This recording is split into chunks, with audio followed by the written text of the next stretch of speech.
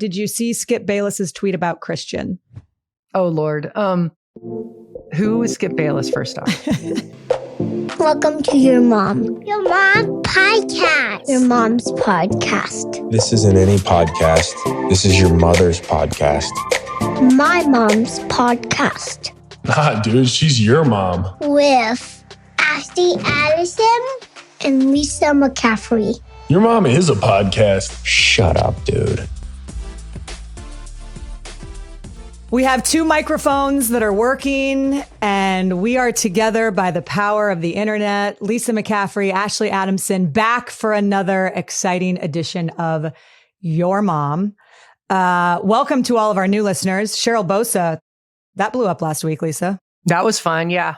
That was a blast. She was incredible. She was incredible. Love her. So if you're just finding us for the first time, glad to have you here.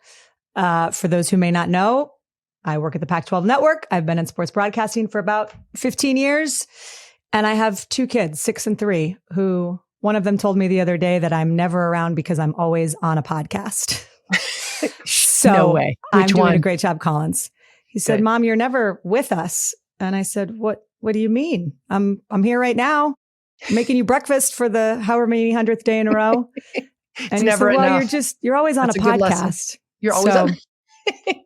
We started a podcast to try and be good at parenting, and it turns out maybe it's doing the opposite, but hopefully it's helping somebody, because I don't think it's helping my kids. Hopefully it'll make you a lot of money, and then you can pass that down to them and they can get therapy. Yeah, because that's why you start podcasts, is to make money. They're huge money-making Exactly. business. Oh, yeah.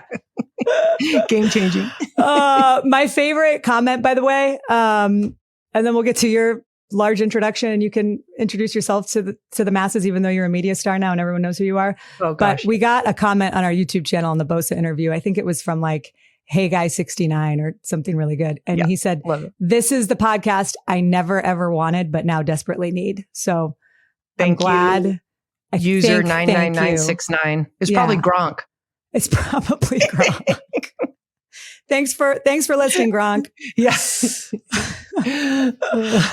Lisa, you really, I feel like you may be the most famous McCaffrey these days. Everywhere. You're everywhere.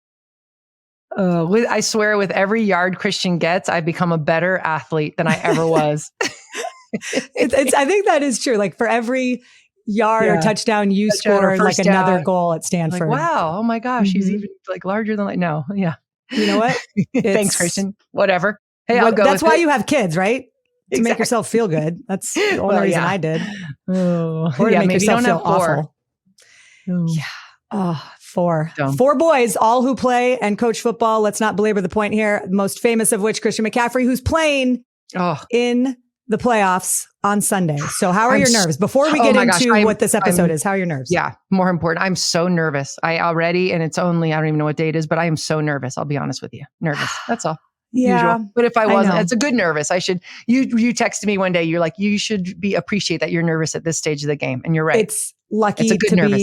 It's lucky to have that pressure. This time of year. Yep. Yeah, it is. I appreciate it. I will welcome it and own it. And I will run very hard this week to get my nerves out. Hopefully I'll be really have you figured out, because when we first started this podcast, we were going to try and figure out some different things to help you with the nerves. Has it gotten any better? It's actually gotten a little worse. So it was better at the beginning. And it's gotten a little, the minute I kind of relaxed, that was when, bam, he gets traded. Bam, they keep winning and then the pressure kind of builds, but it's good pressure. Pressure makes a diamond, huh? Pressure makes a diamond. Amen to that. You know what? And pressure is a privilege. All of those cliches are true. Do you know what I'm excited about for this episode? No, I don't. No, I don't. I can't read your mind. I thought you were in my brain. Sorry. It's our first mailbag episode. Oh, mailbag. Not M-A-L-E bag. That's another It's whatever you want it to be. If you want it to be a mailbag or a mail bag. Where's whatever. That user 969? Where's that guy? Yeah, he was the one that gave us the idea. Reach him out of the mailbag. M-A-L-E bag. No, shout out to my friend Guy Haberman, who has a very successful podcast in his own right, and is a colleague of mine at the Pac-12. He said that they've started doing mailbags, and it's a great way to engage with people. So I put out hey, what questions do you have? And we actually got a ton back, and some that are really poignant, some that are a little weird that I probably won't read, or maybe we'll do an underground mailbag episode. Yeah. But this Makes one me we're a going to little keep nervous. mostly PG. Good. No math questions. No math. So should we just get right into this? And thank you everyone who submitted. Yeah. Thanks for responding first and foremost. Yeah. I know. It's awesome. And again, these are really good questions that I think most of them are directed to both of us, some directed directly to you. So let's start with CMC Superfan. If either of you have a funny story about Christian that you'd like to share, I would love to hear it. I'm assuming you have no funny stories about Christian. None. Who are you talking about? Which? Oh. Let's see. Goodness. Reach into that bag and pull out a funny story. Well, this is I know he said this is one of his most embarrassing moments in his life. Yes. So of course I'll tell it because, hey, this will be a test to see if he listens too. Cause he'll give me a call, be like, what the hell did you just tell? So it was his senior year of high school and there was a big awards ceremony at the end of the year. And I think he might've been the only one at that year that played 3 sports and, did pretty well in all of them. So there was a big award at the end. I guess it's like male athlete of the award at school award. And there was, I forget, like 4 or 5 people that were up for it. Well, he didn't understand the layout of the banquet, the big banquet. So they started off with, they were giving a bio on each of the nominees throughout the presentation of all these awards. And at the very end, they were going to bring them all up and give the award out, like all the people that were up for the award. I think I know where this is going. Numbnuts over there. Here's his bio early on. And as they're reading off his bio, he stands up and walks nobody stopped him, mind you, walks, through the crowd, like moving people away, and then walks all the way up on stage and stands behind the presenters. Because he thought they were supposed to go. They thought they were giving the award out at the beginning of the thing. Were you there? Were you watching this? Oh, we were all there. We were all there and we're all like, wait, this is awkward because they moved on and they didn't read any of the other bios. They moved on to the first award. They just did his, they opened up with his bio. So did he stand up there the whole time? Stage. No, they didn't tell him right away because I think even the people there didn't quite know what to do. Everybody was confused. All of a sudden, I think it dawned on him like, wait a minute, I shouldn't be up here. Somebody went up and whispered in his ear and then he turned beet red and had to walk of shame, which I know you've done many times in college, but his was a little different. Walked off the stage and walked all the way back to his seat and sat down. Oh, my heart. Poor little guy. Oh, I felt Did you so boo bad. him? Did you? No, people were heckling him. It was actually kind of funny because by then he's a senior, and you just kind of know. And he's Christian McCaffrey. It was funny. It was funny. That's but a great story. Very, very, very embarrassing. So, that is a great story. And you know what? God bless him. And that doesn't happen to people who don't get a bunch of awards. So. Oh well, yeah. No, calm down. He didn't get the Heisman. He didn't win. Remember? He did not. Yeah, I was there. I know. But in my heart, he did. Number one, my heart. He didn't make the Pro Bowl either this year. He didn't. Yeah. Does that bother you? Because it seems super annoying, but whatever. Does it matter? I mean, I guess, I don't know. Does it matter? It does matter. Obviously it matters, but. Well, yeah, it mattered like in the future when you look back on your career, it that's when that's what, and Ed realizes that being a retired player, it's like, oh, that's kind of a bummer that he didn't make it when you kind of, I mean, I don't know. Of course, I'm the mom. So my goodness, I'm biased. And I just thought that just based on stats alone, he probably should have made it. And absolutely should have made it. And he also won the fan vote by 50,000, but who's counting? Who's tallying? Obviously somebody isn't, because somebody is, or somebody's math is not right. Somebody let, one of my but classmates. I'm not bitter or anything. Yeah, no, you clearly handling it very well. But I think that's a good point. Whenever I'm looking up against the wall real quick. Hold on. Yeah. I'm handling it very well. Just turn your mic off and scream as loud as you can. But whenever I'm looking up to do a bio or I'm introducing somebody, it's the first thing I do is how many Pro Bowls or if there's a Super Bowl ring or whatever. So I'm hoping that I'll have a Super Bowl ring and then Pro Bowl won't matter. Yeah, that would be nice. Okay, that was a great answer.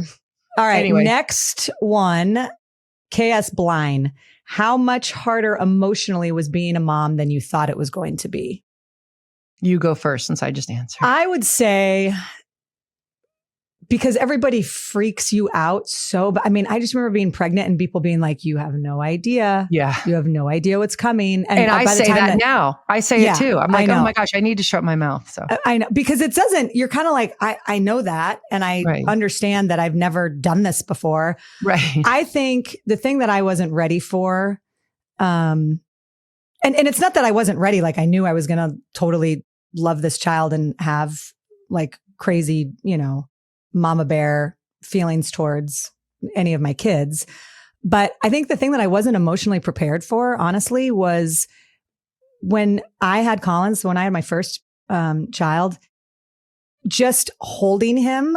Like I just couldn't believe, I was overwhelmed. There's no words to describe what it was like to like hold your baby for your first one, especially for the very first time. Right. And you've thought about it so much, you've wanted it, you've prayed for it, you've all of these things. And then all of a sudden it is real.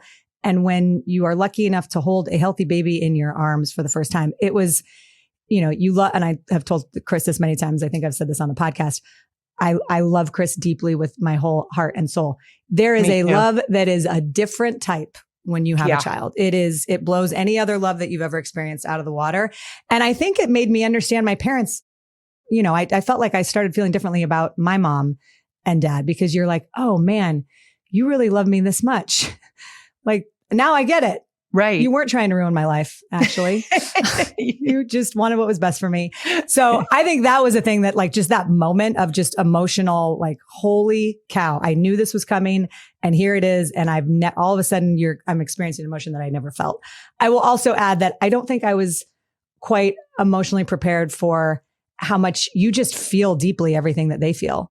Like when I can tell when my son feels embarrassed or like unsure or is upset. And same with my daughter. And it's hard. It's harder than I thought it was going to be, because they need to experience all those emotions. That's part of life. Right. And growing up. But you want to fix them as naturally as a mother. You want to like fix it immediately. And you want them always to be happy, and they're not going to be. So. They're not. Yeah. How about you? Piggybacking off that, I literally, if I call one of the kids, like I call Luke at college, and I can tell in the first 3 seconds what mood he's in immediately. If something's wrong, if something's bothering him, you can hear it in their voice. Like the second he picks up the phone, I can tell if it's just, he's just tired, or, if he's happy. You could just tell. It's so funny. You can read them even in their voice. It's like a weird thing. Yeah. Yeah. Was it harder than you thought being a mom was going to be? I mean, you were, I was an old lady when I had kids. You were young and spry.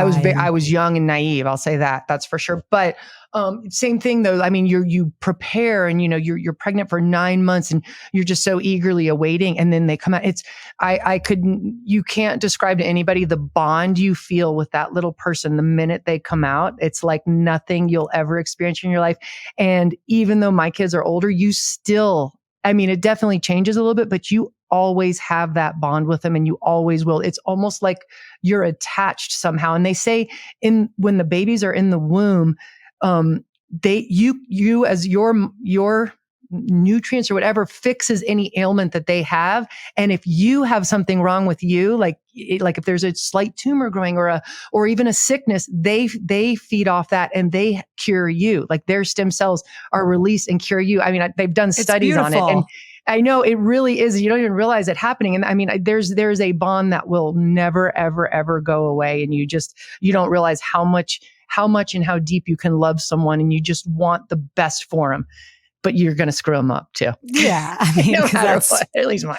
That's part of it too. But you try so hard because there's such a bond. And gosh, this is so awful, but like you've seen those stories of those moms that like have like actually hurt their kids or tortured. And I can't relate to that. I think I'm fascinated by that because I don't understand that, because the bond you feel, all you want to do is protect this little baby that came out of you, basically. Yeah, and I think that's the reality around postpartum depression. And obviously there's a lot more, and we are not qualified to talk about a lot of those things, but I have had some friends who have gone through some severe postpartum depression, and that is really real. And so I would say for anyone listening to this who didn't feel that immediate bond with their baby, or who it took time, That is I felt a bond, but I too. will say I was a little depressed for sure, but I was more depressed about myself, not about the baby. I was proud, I was excited, and there was a bond, but I remember just, myself. I wasn't myself, and I was slowly losing myself to this kid is kind of how I felt.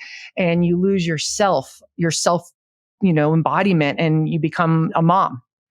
I think that is perfectly said. Yes. And that's hard. It feels like, I remember thinking just it's never going to be the same, which of course, in all the amazing ways, but forever. And the old saying about just, it's when you have a child, your heart is now walking around outside your body. Like, it's true. But you become, your purpose changes, and it is a totally different, and it's different for dads. I will just say, I think it's there. Oh my gosh. It's just different. They didn't carry the baby. Giants, way back when I had Max. And I remember Howard Cross, the tight end, had a wedding, and we got invited to the wedding. And I had just had Max, so I couldn't go. Literally I think he was like, I just got home from the hospital. And Ed went because it was his teammate. And I remember I don't think I've ever been more depressed in my life. I remember just sitting there with Max, just bawling, crying. I had mastitis too, breast infection. It was awful. Yeah. So I mean, that piggybacked off of it. But I remember feeling so low about myself, like just, oh my gosh. And you think like the walls are closing in, like it's never going to get better. It's never going to, but it does. Just, know that. But I just remember being like, oh my gosh, I'll never get to go out again. I have this anchor that's just anchoring me down. As much as I love him, like I'll never be able to do anything again. But it's a lot of, that's the thing. It's like emotions on both sides that are huge, and your hormones are spiking all over the place. And like, and you're sleep deprived too. Oh my gosh. Yeah. And I had that infection. I was sleep deprived. Yeah. Max was the worst sleeper. Stupid Brett.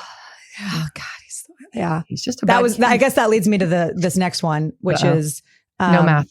Abby White 06. This one's for Lisa. At the moment, which McCaffrey boy is your favorite child? Oh goodness. That's a great question. Let's see. I'll just do the favorite, because I don't know. Gosh, who is my favorite? Maybe Dylan right now. Okay. Because he called this morning, and we had perfect. Way to go, Dylan. Way to go, Dylan. You rock. Yeah, he was asking me about me, which is unusual. Like normally they're like very tired.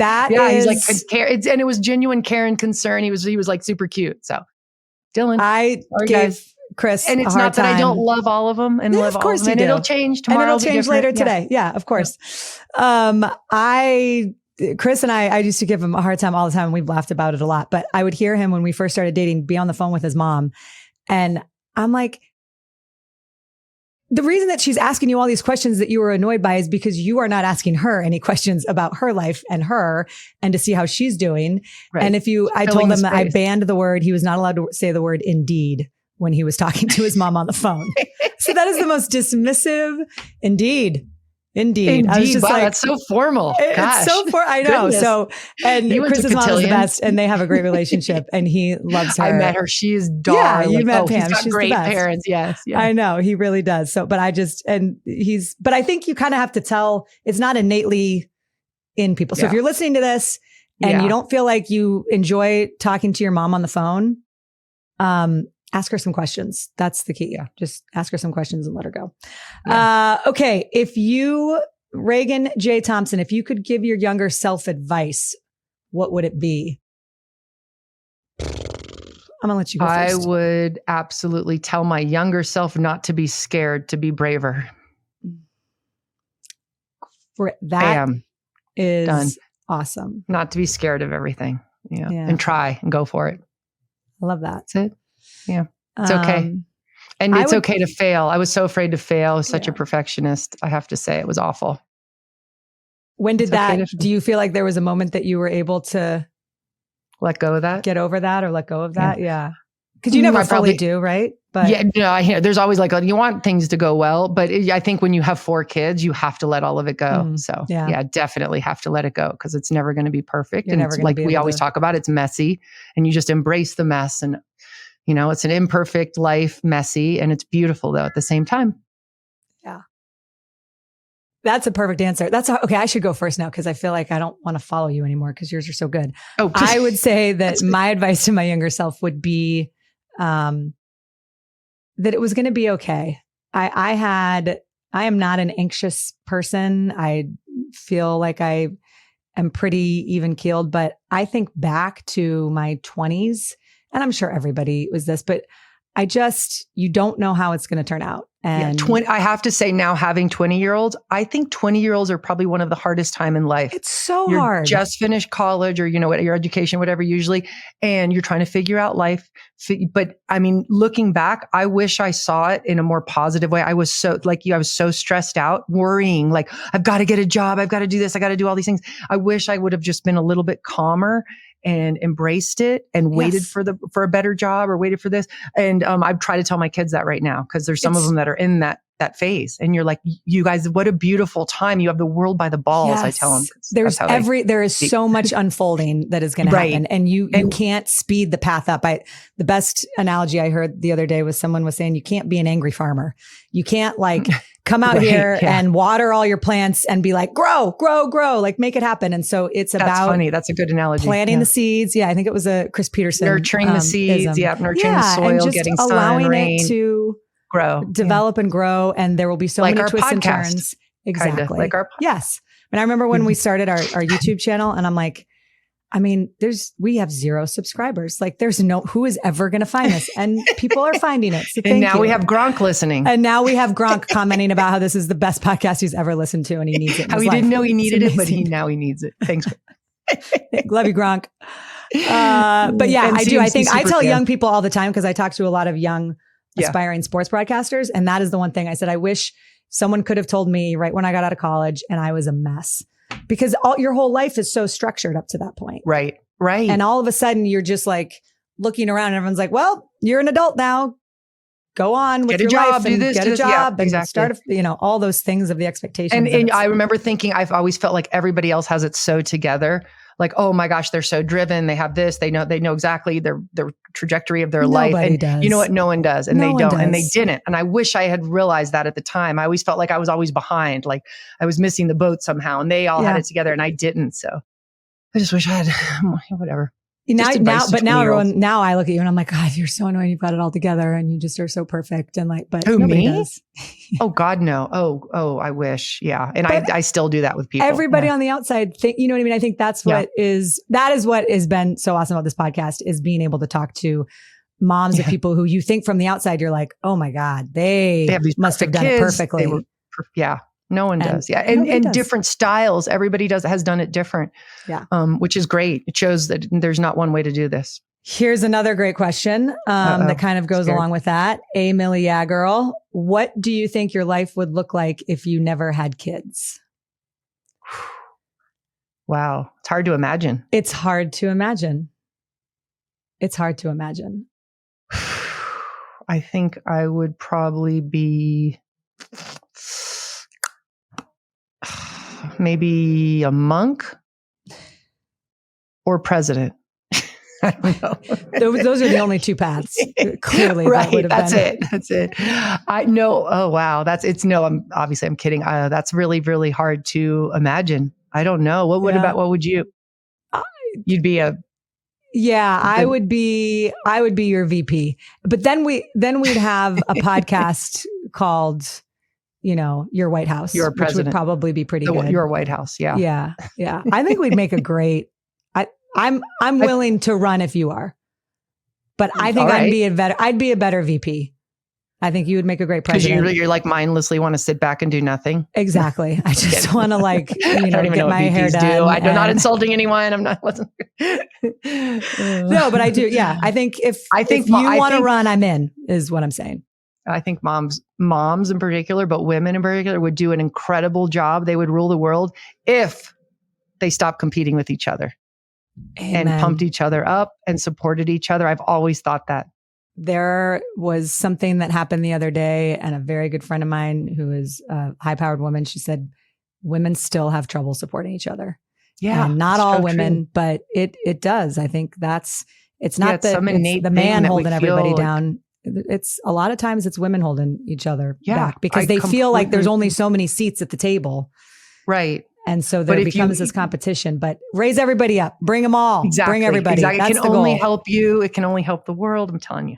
I'm with you. I think especially am asked this a lot because they're like, well, why do you want to help all these people? And I'm like, I want her to replace me. I hope, I don't want to be in this job forever. I would love for her to come take this job. Like nothing would, I mean, that's the whole, I and want I her had to so take many this people. job so we can do this full time. Right. Exactly. Yeah. I wanna don't want get anyone you to take this fired. job, just to be clear. No. My podcasting Yeah. job. My goal day is to get you fired. Remember, I said that day one. Yeah, I know. You're doing a decent job. You're laying the groundwork.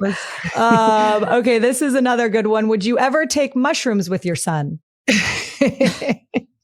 My goodness. I don't think I would with my son. Okay. No. Would you ever take them, period? Would I or have I? Yes I guess and both. yes. Oh. Yes. Yeah. And we should go back. If you haven't listened to the interview with Jake Plummer's mom and you want to hear some takes on mushrooms, go find that episode because she was amazing.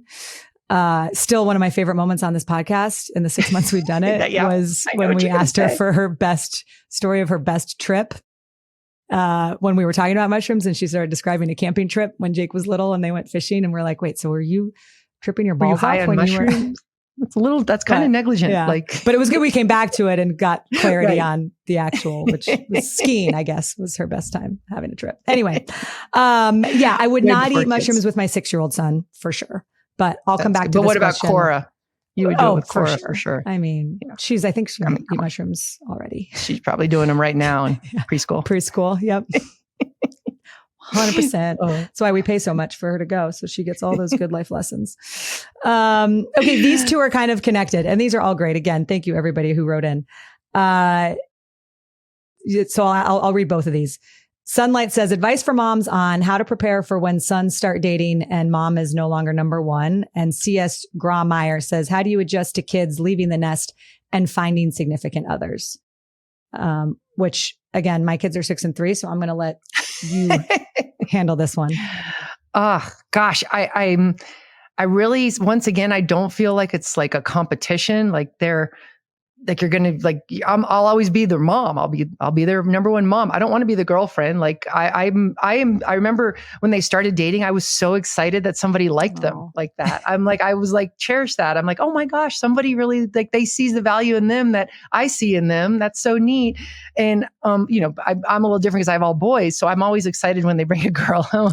I'm like, oh, let's go. I don't know, put masks on our face and have a pillow fight and paint and draw and craft and color.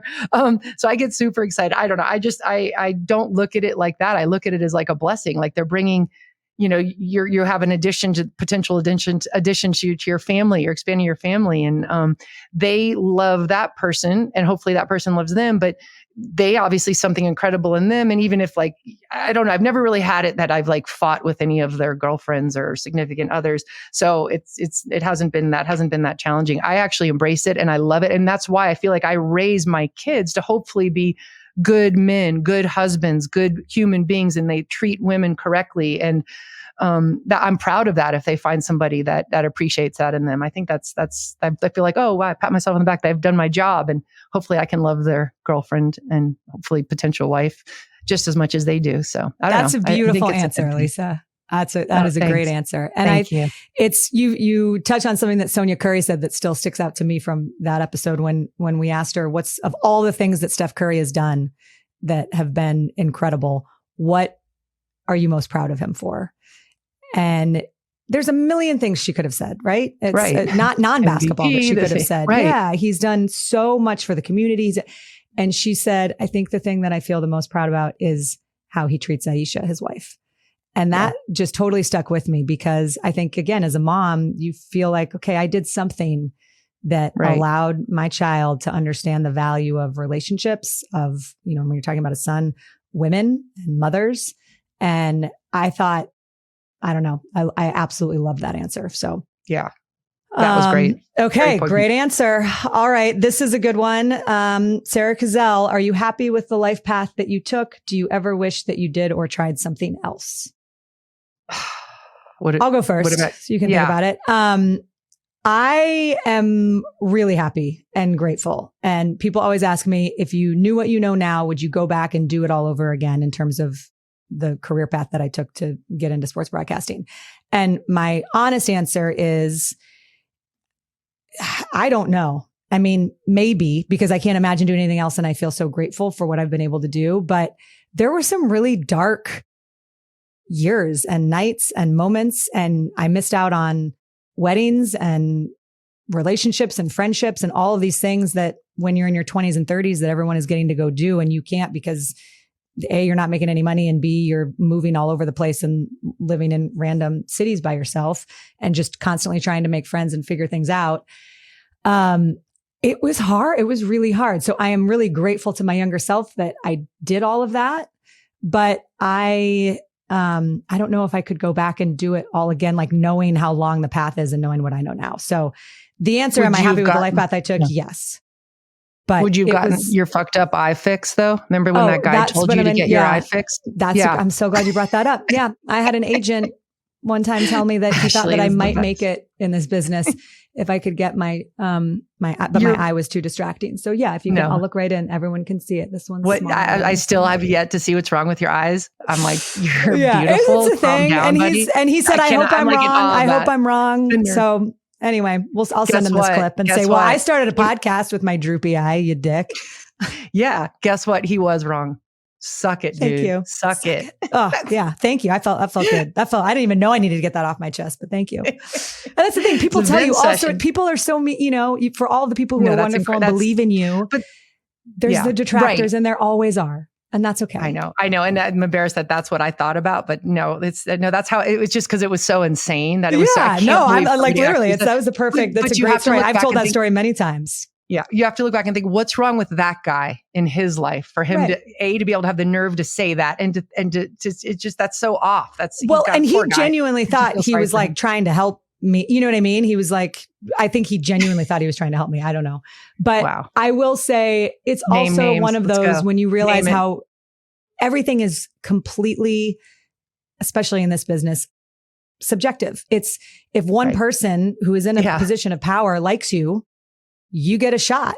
And if they don't, or if they know somebody else, that person's going to get shot. So it's so relationship based. And that's true with a lot of industries, but I think in particular. But that's impressive that you have persevered and have been so successful and, been willing to like shut that out and be like, oh my gosh, what an ass, and move on and keep going. Cause that has to be hard. I don't know if I could have handled that, getting criticism. There were times that it was, you hear, and you're putting yourself out there, right? Like this is a business where you're choosing to put yourself out there. And so you better be ready for what comes with that. That doesn't make it easy. We're all human beings and all the rest. But I just for the record, I think your eyes are absolutely beautiful. You're unique and you're special and you're gorgeous. Thank you. I love you. Do you want to be my agent? If you did that, I'd be pissed because if you've got them where they don't move and they're I got that's not you. I got no. Don't you dare do anything. You look beautiful. Okay. Anyway, you are hired as my agent officially. Thank you for believing me. Are you happy with the life path that you took? The trajectory. Yes. Yes, I am. I think it was just fate and the way that everything was supposed to be. Yes, I'm very happy with the way life has turned out. Yes. I mean, I now that I'm kind of done with the day-to-day momming, parenting, I would like to do something for, keep moving with this and keep doing something for myself more. And that I will say that, but I've loved what's happened so far. Yeah. I mean, I can't go back and change anything. So I embrace it and appreciate the good. So yeah, I love that. Thankful. Good. Thank you. Okay. This is a really good one. And we'll just do a couple more before we wrap up. M. Canellos, are your moms living, and what's the most impactful thing that you learned from them? I was thinking about this last night. Do you want to go first? No. Okay. I'll go first. You go first. So my mom is amazing. And I've met her. She is a special lady. And I have learned a lot of things from her. There are, I think, I would put it in two categories. There's I'll give this as an example. In college, she sent me this book called How to Be a Lady. I don't know why she thought that I needed to. Did you not read it? We read it as a group, and then I think it ended up, there was beer that got spilled on it, and it was stuck to our wall of our dorm room for our sophomore year. So I think, just so we could always remember those lessons, how to be a lady. But I say that as a joke, but truly my mom taught me all of the things. I mean, it sounds so silly, but she is classy. She's classy as hell. And she understands the art of a thank you note. And she loves China and she loves hosting. And she wants to make sure that every holiday feels like a real holiday. And she goes above and beyond. I mean, to the point that both my older brother and I are kind of like, okay, we don't need all of these dishes and we don't need 16 different tablecloths and let's do less. We don't need like those versions of the string beans that are going to take 3 hours. We can just do these ones. But I have come to appreciate it in my old age because my kids absolutely, she just, every holiday is special and everything. She takes a lot of care in making sure that things are special. So I do love how she is in terms of a host. That's in a language of love. We talked about that. Yes, it is. That is. It's a form of just exactly she loves right. you, and you're older now, so it's hard to be a parent with older kids. That's a way to love them is to take care of them. So no, she does. We've hosted Thanksgiving the last couple of years, and it would have never happened without her. She brings all the things and all the dishes, and it's amazing. I think the other thing I learned from her, as I maybe like the more sentimental part, was so she was a single mom. And she worked and went to school full time. And I just think that by virtue of me watching her as I grew up, as she was this incredibly fiercely independent woman. She was in, relationships and had boyfriends and whatever, but she just always really did it on her own. And even to this day, she creates friend groups wherever she goes. And she just is always, she's for the most part, like a really happy person and enjoys fun and having fun and meeting people and connecting with people. So I think that is something that when I was struggling through my 20s and early 30s and not knowing what my path was going to be, and I'm living in my brother's basement as a 30-year-old, like, am I ever going to... Am I doing this right? Yeah. Get married? Yeah, this feels right. And then it also kind of doesn't feel right. Like, what am I? And I just always felt like if it's my path to be on my own, I will figure it out. I think I just sort of inherently knew that because I saw my mom do it. So that helped me not settle for, anything that wasn't the right thing. And when Chris came along, it was clearly the right thing. And I feel very lucky and grateful. And then I also will say, sorry, I'll stop after this, but I have a lot more, love and respect and appreciation for single parents than I ever would have, obviously, if I hadn't been raised by my mom. There's so many things that you don't think about unless you've seen it through that lens of going to your kids' sporting events and doing pickup, and everything is around, like everything is set up for the family unit and couples. And I remember at Collins, when we first took him to preschool, he had his locker next to this little girl, and every locker had the kid's name and then the parents' names, like it was like the three little, like the mom and the dad and the little girl next to his locker. It was just, the mom's name. And every day I picked him up, I just thought, I like want to give her a hug because I'm like, I know it's not easy to do it on your own. And it feels, you were constantly reminded in many situations, especially throughout school, that you're alone. So Mom, thank you for being a fiercely independent woman. And even though we've had our moments, as all mothers and daughters do, I would definitely not be who I am without her. So question, when you were living in the basement of your brother's house when you were 30, how did your mom feel about that? Did she give her opinion on that?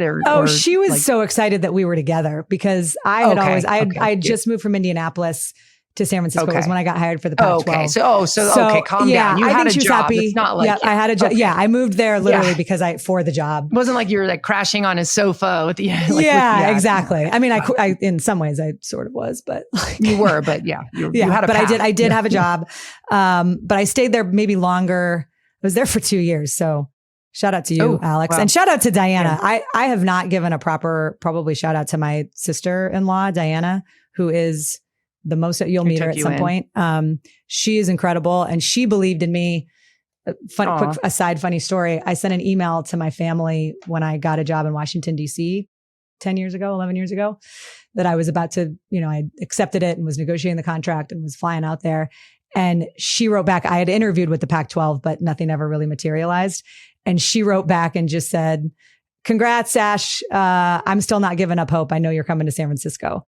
And I remember thinking like, You're so sweet. Okay, whatever. Lo and behold, wow. she was exactly right. And I got a call from the Pac-12 the next day and it totally changed the trajectory of everything. So in any event, yes. Wow. But There to we go. have There's to another invite your manifestation. sister-in-law to like come live with you. Yeah. You know, To come, right. She Did they have invited kids everybody. at the time? They did. They have had kids one. then? They had my niece, and then they had just had her second. So Wow. she was that is in it. nice. She's got She's in a it. big Yes, heart. she was in it. And you got to see that. No, Yes. So that's probably good. To I think prepare pretty you much a little everyone. bit I'm for- surprised that you haven't lived in their house because I think everyone has lived in their house at some point. Hey, so it's not Christian still out there? Maybe. Yeah, I mean, maybe. if Christian needs a spot, they've got a great setup. Or me, or Christian's mom. Okay, I have talked way too long on this answer. It was a great question. What would you say you have learned from your mom? Wow. So I remember I was in high school and my mom, all of a sudden, having never worked, was like Joe 50's mom, the stereotype, stayed at home, raised the kids, cooked, that whole thing. And, that's kind of what I saw. It wasn't like you even questioned it. That was just what she did. I watched her all of a sudden take it upon herself to get involved in government, our local government. And she helped write a charter, which then enabled where we lived to incorporate and become a city. Because before, all of our tax money on this little island called Key Biscayne was basically going to Miami-Dade, which was kind of corrupt at the time, and they were just using our money for their resources, and we weren't getting anything back. So she and a couple other people took it upon themselves to write a charter to incorporate Key Biscayne, and it became a city. And now it's a thriving city with its own fire department, police department, school system. And it's just like a little like slice of paradise there. And I think she was a huge part of that. And it's really cool. And so I watched her start her life anew. A little bit. And I swear it gave her confidence and she got stronger and stronger. And as a teenager watching this, it was very inspiring to see, because prior to that, it wasn't, she was, just like a mom. And I hate saying just a mom, but I don't think I was a very difficult child and that I was the only one living in the house. I had other siblings that had left. They were older, but it was just me. And she was looking for something and she created this little, charter and government. And it was really, really amazing to watch that. And because of that, that's offshoot. She has, like you said, right to this day, she's 85 and has 1 million friends everywhere she goes. And her friends are my age. It's the funniest thing. And they're awesome. And I go down and hang out with them. And those are like her friends. And her friends, they love her. And it's so amazing to see. They text me, oh, your mom's, dancing a conga line, and they'll send me a video and stuff. And, she's created this incredible life down there. So it's been really neat. And she lives here half the year too, near us for part of the year when it's warm. And same thing, she just moved in nearby and has this network of friends. I've lived here, 21 years, and I have 3 friends. She's got 1 million friends already. So that's really neat to see. She's definitely, and I don't think she thinks she's as strong as she is, but she is really strong. It's she has, I wish she had appreciated that about herself. But anyway, she does. It's been fun to watch her sort of evolve and like butterfly a little bit, come out of her own cocoon and butterfly. And that's pretty inspirational. And I appreciate that about her. And I love her. That is a hell of an answer. And having met Betty, who is absolutely amazing, and I love her. And we recorded an interview with her back when we were in Denver that will be coming out at a later date, TBD. She was phenomenal and had so many great stories and all the things. But I think you're right. It's being able to watch someone sort of reinvent themselves and be able to, you do have to be really strong to be on your own and to navigate all these different things. And then you talk about what she did. She was married for 38 years and then got divorced. And she was scared to death. I know she was scared to death, but she slowly got stronger and evolved and ended up having a second act of her life that was more incredible than anything before. And it was just really, really neat to see. And I was so happy for her that she had this life. She deserved it. She's like your mom. She was a very classy lady, beautiful in her own right, and fun loving. And she sort of found those qualities in herself, and they sort of came out and evolved, like the butterfly effect. So anyway. So for anyone listening who does not love the phase of their life that they are in, for whatever reason, the road is long and there's a reinventing that can happen, because we've all seen it. And that's, Betty's the best. Shout out to Big Mama. Okay. It's going to be hard for me to pick like one or two more, but we'll try and wrap this thing up. The last one, second to last one. There's a few 49ers ones. So how about I'll read a couple of these. It's from the same person. CMC superfan. CMC superfan, who's my new best friend. I like that question. And you can answer both or one. Lisa, it's really cool watching Brock Purdy's parents and family support him. He was a big star in college and now has a big spotlight in the NFL. What advice would you give his family? Oh, and then the second one is, Lisa, who is the most annoying teammate mom? Oh, God. Oh, wow. How long do we have? No, I'm kidding, joking. I have had the absolute pleasure of meeting Brock Purdy's family the last couple weeks, and I love them. I absolutely love them. I adore them. I honestly, they are doing it right. They are embracing it. I watch them. It's just such excitement watching them watch their son. And I feed off them. They make me appreciate where we are even more. So no, I don't have one piece of advice because whatever they're doing, they are doing it right and spot on. And I know I haven't met Brock himself, but Christian absolutely loves him. The guy's a warrior. He is so focused. I cannot believe his age, his story, and where he's come from, but it is just so inspiring. And my gosh, if he's not an inspiration to all those guys out there playing football, I don't know who is, but and his family is oh my gosh, I got to meet all of them. We talked a lot after the game last week, and they are just so excited, so positive, and so happy. My favorite story about them, and I got this off the media, is that they had bought tickets at the beginning of the season to come out to watch the 49ers play Tampa Bay because they wanted to watch Tom Brady play. And that was the game that he started. Brock ended up starting. That's and right. They beat Tampa Bay. Like, I just got chills. Incredible. It is incredible, and it is unbelievable to watch. At some point, he's going to lose a game, but maybe not. No. Ever again in his career. I mean, this is never. I mean, he's doing something that nobody's ever done. Please. Yeah, not this year. And it's not this year. And I love just watching it play out. I have zero advice for them because they are doing it right. I love that. It's so, and you can tell they're soaking it in. I'm sure it's a lot.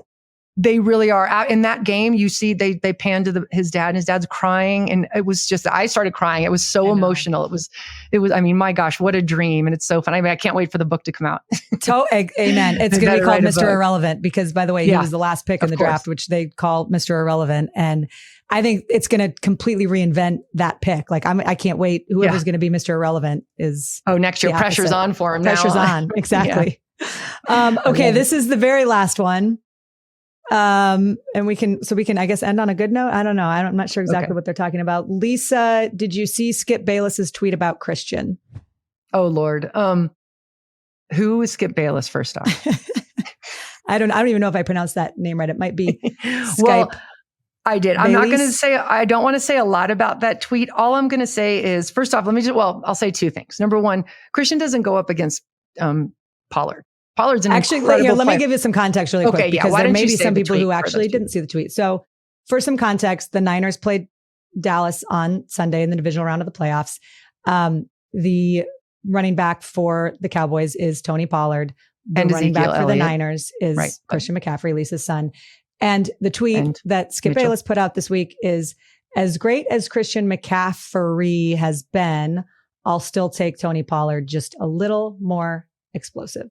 Yeah. Now Skip is known as the guy who likes to send jabroni. He's the jabroni, which a jabroni is somebody that it's like a hockey player that you throw out on the ice just to fight. That's what his job is. So he's not a true journalist. First of all, he's not a true journalist because he spelled Christian's name wrong. Let's go back to basics here. If you're going to take a shot, you better spell the name right. Spell his name correctly. Yeah, that's all. After I saw the spelling wrong, I'm like, okay, I can't take any credence to what this guy says. So anyway, Shannon, all I can say is I'm always on your side. I love Shannon Sharp. That's who they always spar against. And yeah, Ed played with Shannon, and Shannon is amazing. So okay, so there you have it. And the only thing that I will add to that is get my son's name out of your mouth.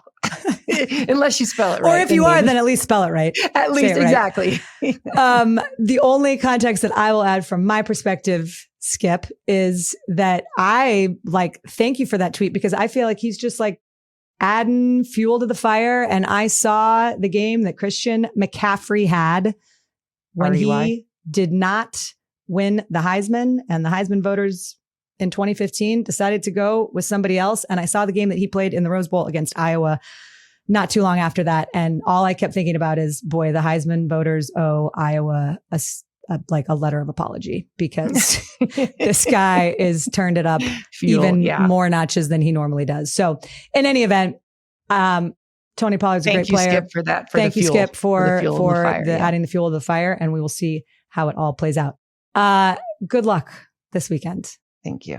You manifest a win. Let's manifest a win right now. You have to do Niners are moving on.